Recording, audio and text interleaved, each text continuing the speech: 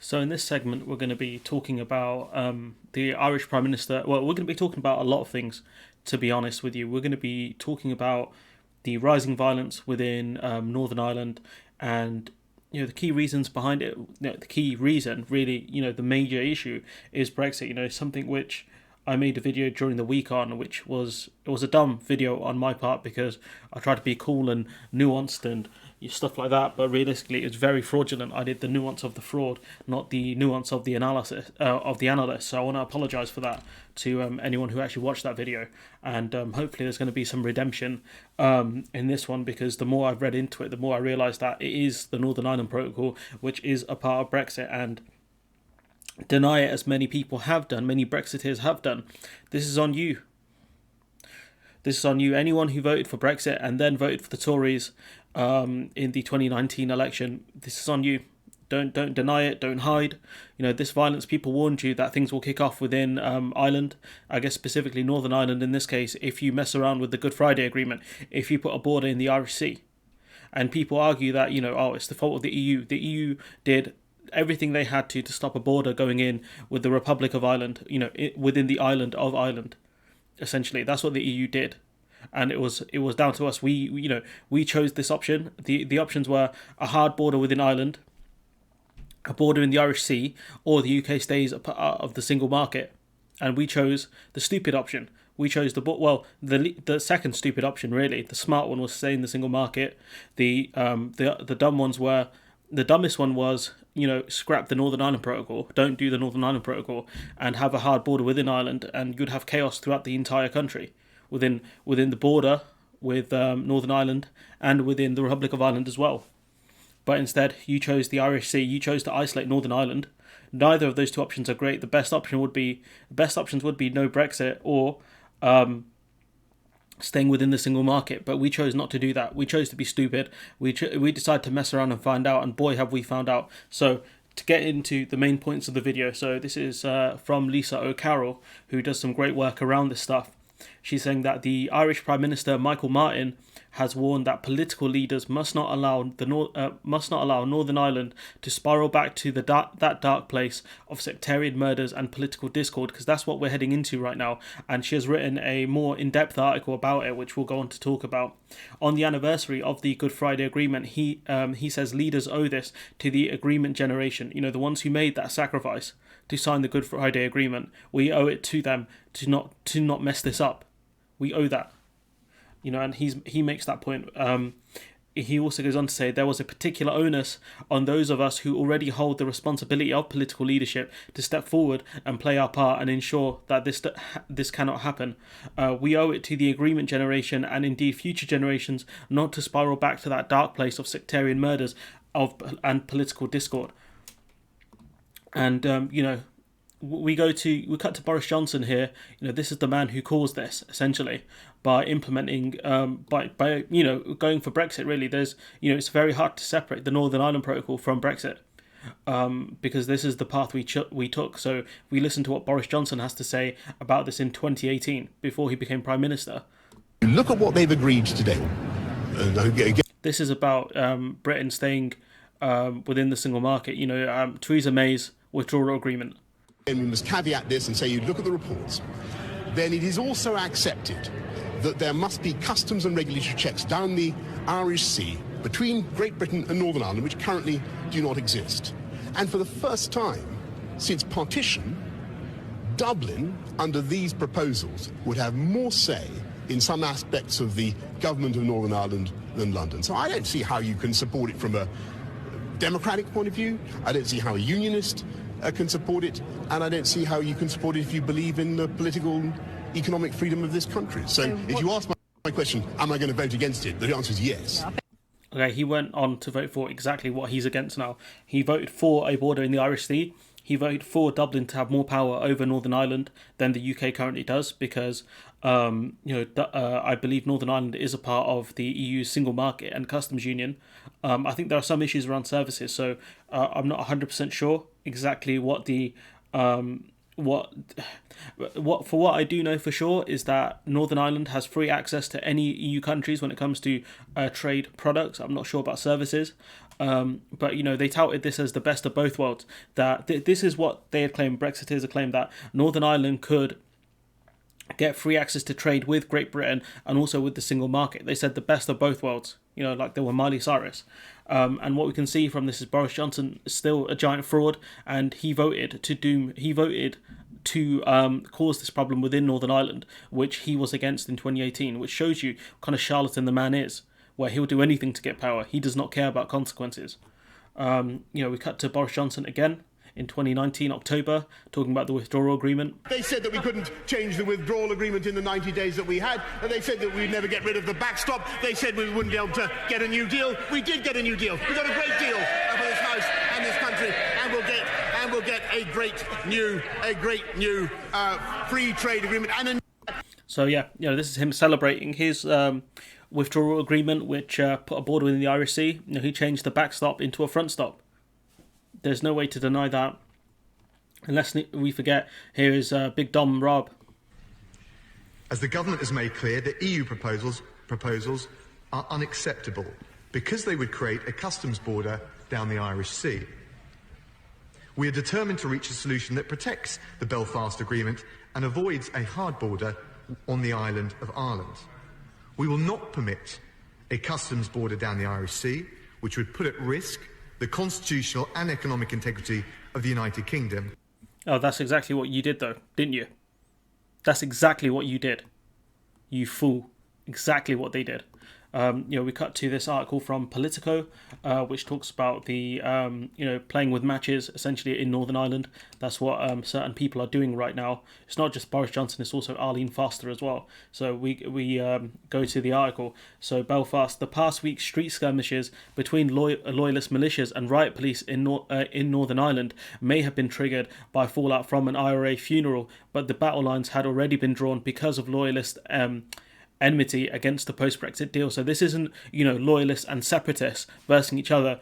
These are predominantly loyalists attacking the police because of their, alleged anger over this funeral. But they're not just angry over this funeral. They are angry over Brexit entirely because, as this article goes on to talk about, they think they've started to believe that the Irish separatists, the ones who want a united Ireland, have got a foothold over the people who want to remain a part of Great Britain, the ones who want Northern Ireland to remain a part of Great Britain. They think the separatists have got essentially one-upped the loyalists, if that makes sense. I hope that made sense. So analysts and rioters agree that rising tensions over Northern Ireland sea borders with Britain needed a spark to unleash loyalists, the local term used for unionist hardliners willing to use violence to get their way. So in this context, loyalists are regarding people who don't want a united Ireland, who want Northern Ireland to stay a part of GB. So, they're talking here like Northern Ireland was already ready to go. They were ready to, people were already ready to set fire to the Northern Ireland Protocol. All they needed was something just to spark it, and the funeral did that. So my analysis before during the week was massively wrong, and I accept that. My analysis of drugs and drug gangs and this funeral being the main causes of the recent violence in Northern Ireland is wrong. It was Brexit and the Northern Ireland Protocol, which the Northern Ireland Protocol is a part of Brexit. No one can deny that. So analysts and writers agree that rising tensions over Northern Ireland's sea border, I mentioned that, the loyalist community is genuinely and justifiably angry towards the Northern Ireland Protocol, said Moore Holmes, a loyalist organiser speaking beside the scene of rioting on Belfast's Sandy Row district. So if you actually listen to people who are there, they are squarely blaming the Northern Ireland Protocol. Where the burned remains of hijacked cars blacken the road. He called for protesters to remain non-violent resistance, an unlikely outcome given that riots often follow illegal marches by loyalists kick the Pope bans up the police lines. I'm not 100% sure what that means. Jonathan Powell, who was the British government's chief negotiator in the talks that produced the Good Friday Agreement, said the consequences of Brexit were rattling the delicate balance of interests negotiated 23 years ago. And look, one of the issues I have is I was not old enough to see the damage of the Troubles. So there are things I don't understand, and there are things you can understand from reading and talking to people, but being alive at the time is far more helpful when it comes to understanding these things. Also, the fact that people have told me that if the police got involved in this funeral and stopped it, or forced people to disperse, that would have caused problems in itself, and therefore the police had no way of winning the situation or stopping the situation. And so, if this is what people think, then I'll accept that. I'll accept that as most likely being true, because again, I'm not that super clued in on Northern Ireland politics. So I caveat most of my videos with me being ignorant on certain things. So I hope people can accept that. And if I am wrong anywhere, just to correct me in the comments, I'll happily accept that. So we go here. He called for, this is this gentleman up here, More Homes, saying he called for protesters to remain non-violent. We mentioned that. Jonathan Powell, who was the British government's chief negotiator, we mentioned that. The Good Friday Pact delivered wins for both sides of the divide. It was a big compromise agreement.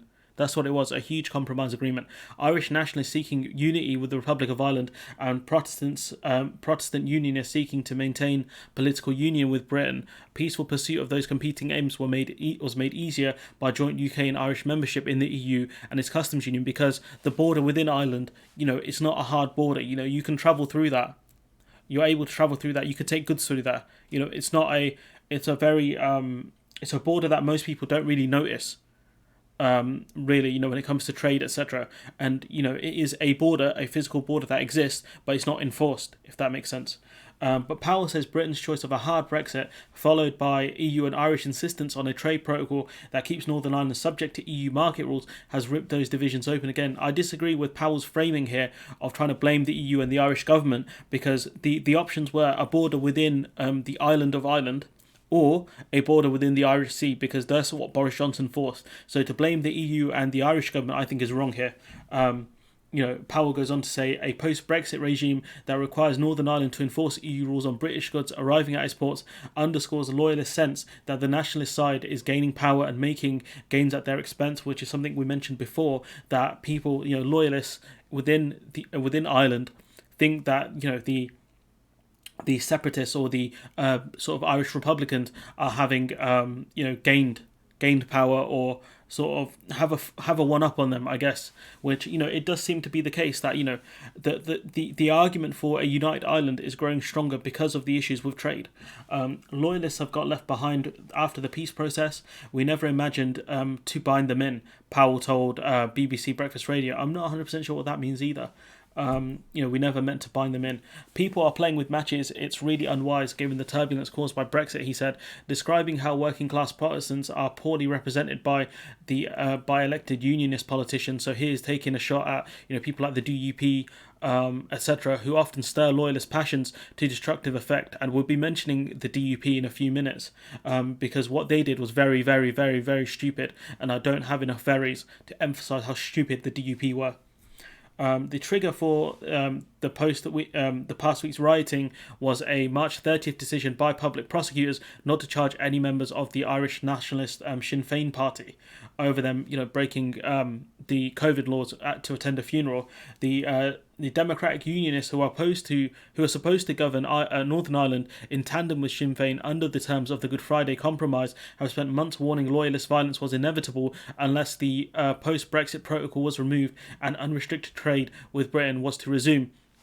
So you can see here, I think Democratic Unionists, so that's talking about the DUP, have been stoking tensions within Ireland. Instead of seeking a democratic solution, which again is very hard for them to do because they're a very small party within Westminster, but instead of doing that, they decided to, stoke tensions. So, the DUP leader, Arlene Foster, doubled down on her resignation demands of the police chief, which puts the police chief in a more awkward situation. And by her putting more and more pressure on the police, it gives those, kind of violent unionists more leeway to attack police officers, because it looks like a two-tiered system when in reality it's not, because the police were put in a situation where they couldn't win. And so they did what they thought was the best decision. She has told the police chief to resign multiple times, according to Arlene Foster. Foster simultaneously defended her recent decision to meet the Loyalist Communities Council, a legal umbrella group for outlawed loyalist gangs who have killed more than 1,000 people, mostly Catholics, before paramilitary ceasefires took root in the mid-1990s. So she's meeting with these violent people, an umbrella group, okay? And she could be meeting them for peace talks, Yeah, and if she is doing that, I hope she releases some sort of transcript or details of the meeting, which I doubt she will do. But most likely, I think she's gone there to stoke tensions. I think she's gone there to cause more problems, because her gamble is that if violence keeps rising, the British government will scrap the Northern Ireland Protocol. That's her gamble, and that's going to fail. So she's genuinely insane. She's crazy. So you got Naomi Long, who's someone we're going to cite a bit later on. Again, Northern Ireland's Justice Minister and the leader of the Cross Community Alliance Party said the DUP's rhetoric was fueling violent, loyalist violence.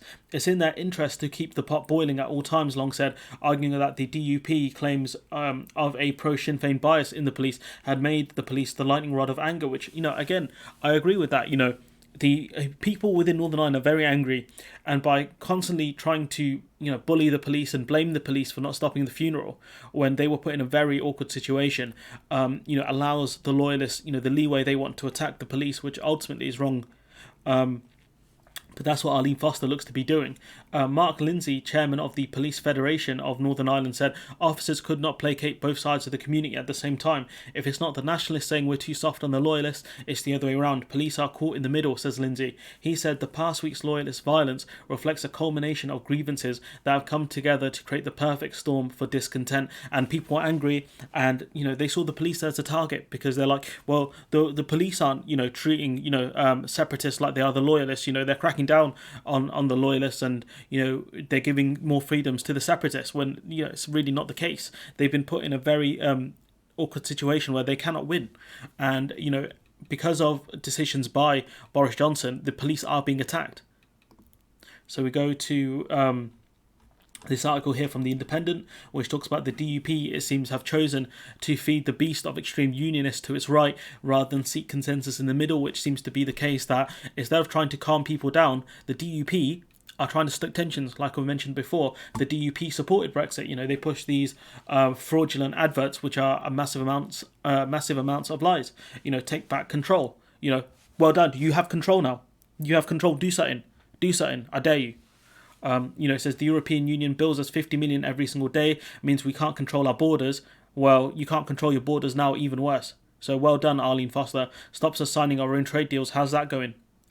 Pal?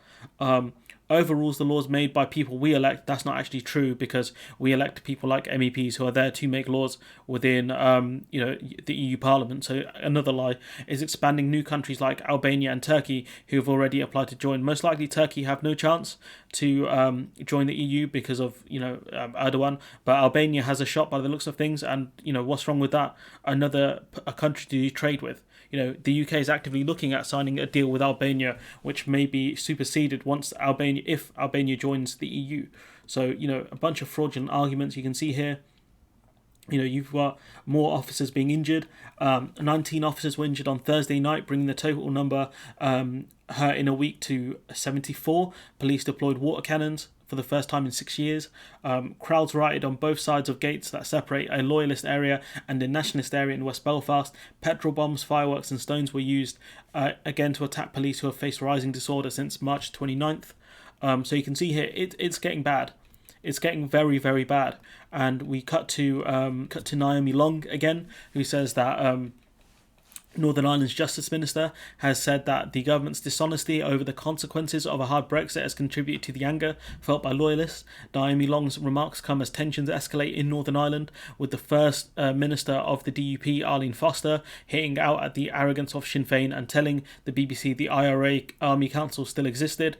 I mean, okay, but the loyalist paramilitary still exist, evidently. So what's your point?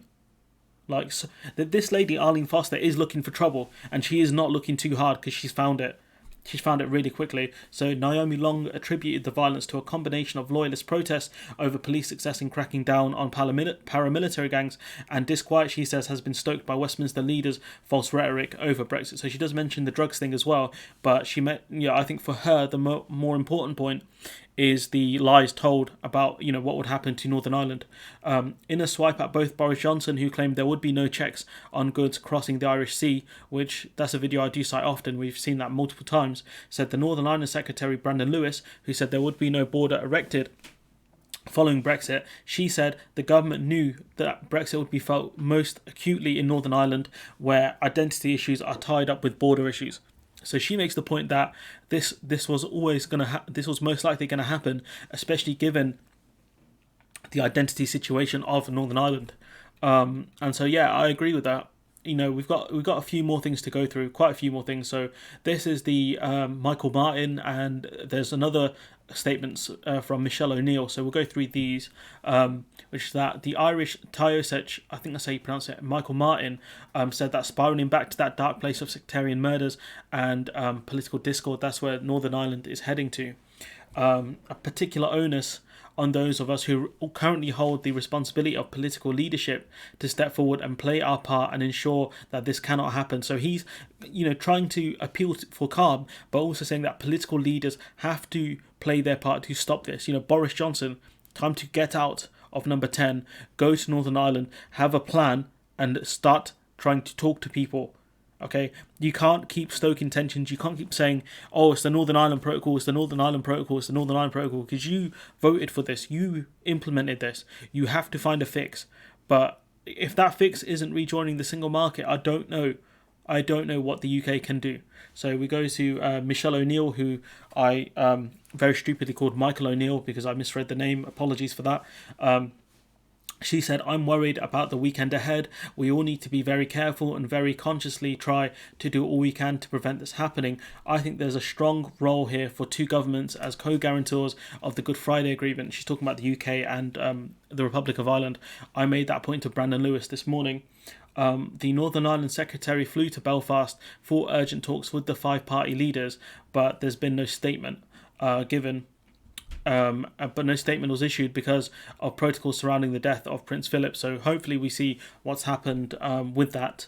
O'Neill said it's really, really important that we stand shoulder to shoulder and say no to this criminal behaviour, and that we don't allow our children to be sucked into criminal gangs. Michael Martin said the island of Ireland has truly become a completely different place in the 23 years because of the Good Friday Agreement, after a sustained period of building trust, developing relationship and changing attitudes. Also, we can see the kind of the increase of trade over the last year, over the last few months between the Republic of Ireland and Northern Ireland as well. A country that's becoming more kind of intertwined trade-wise with itself. Not with itself, with Northern Ireland and the Republic of Ireland. Got to be careful there, don't want to get attacked by someone. We owe it to the agreement generation and indeed future generations to not spiral back to that dark place of sectarian murders and political discord. You got PSNI Chief Superintendent Muir Clark, I've mispronounced that, I think, appealed for calm. Anyone who has any influence in communities, please use that influence to ensure young people do not get caught up in criminality.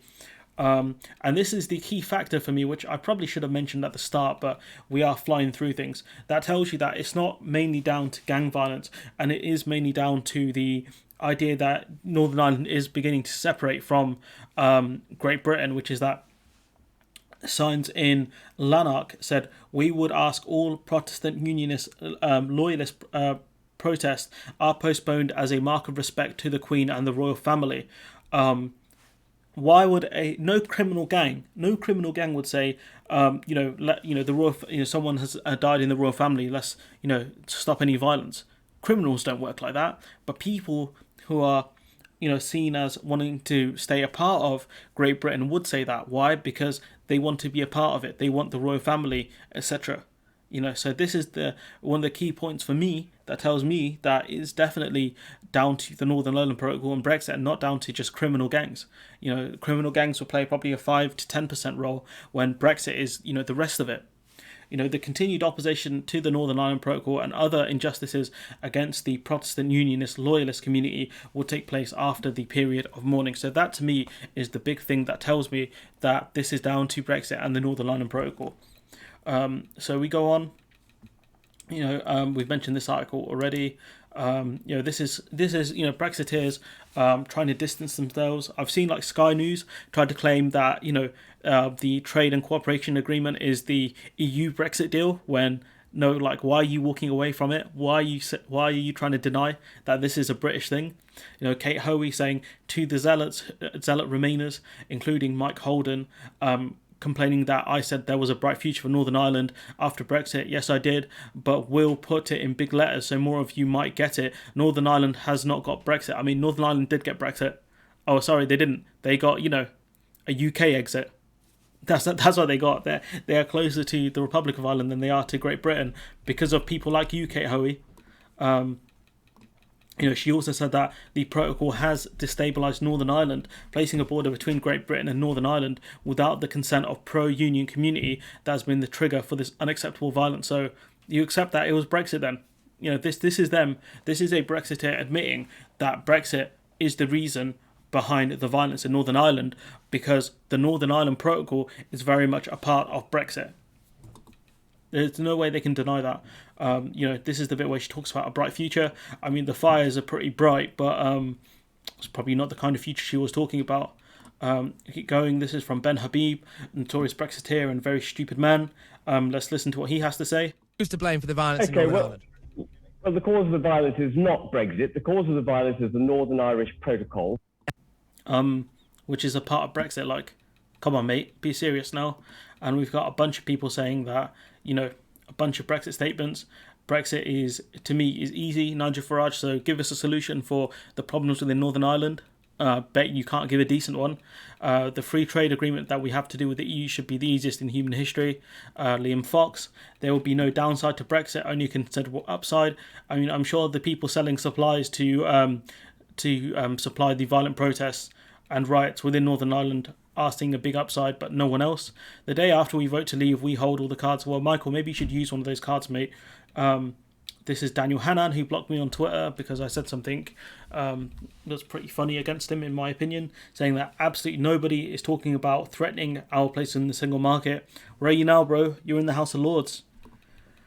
You got no fear in the world. This is Owen Paterson, someone I remember quite clearly for this statement, because only a madman would actually leave the market. He's talking about the single market. And to be fair, he's right, because had we stayed in the single market, we probably wouldn't be seeing this sort of violence right now. And there's Boris Johnson saying that, he denied the Irish Sea border, then agreed to it, blah, blah, blah. And so what are the conclusions for this video, which is that Brexit was the key thing that created the tensions within Northern Ireland, to the point where people got very angry over it, and rightly so, because they see it as a separation of Northern Ireland from Great Britain, and it brings Northern Ireland far closer to the Republic of Ireland and for unification of the island of Ireland. Yes, the funeral played a part in the rising violence, but at the same time, that was just, I think, the flashpoint for it. The tensions were already there. All they needed was something to trigger the violence, and the funeral was that, but it could have been multiple other things. And the final point is that, yes, gangs are helping to fuel the violence, but they are not the main factor in it. It is Brexit. Anyways, I'm going to leave it there. Let me know. Sorry, I'm going to say one more thing, which is that the fact that Brexiteers are admitting that it's the Northern Ireland Protocol that's causing the violence tells us that it is Brexit that's caused this issue. I'm going to leave it there. Let me know what you think in the comments below. Like, comment, share, subscribe, and hopefully I'll see you in the next one.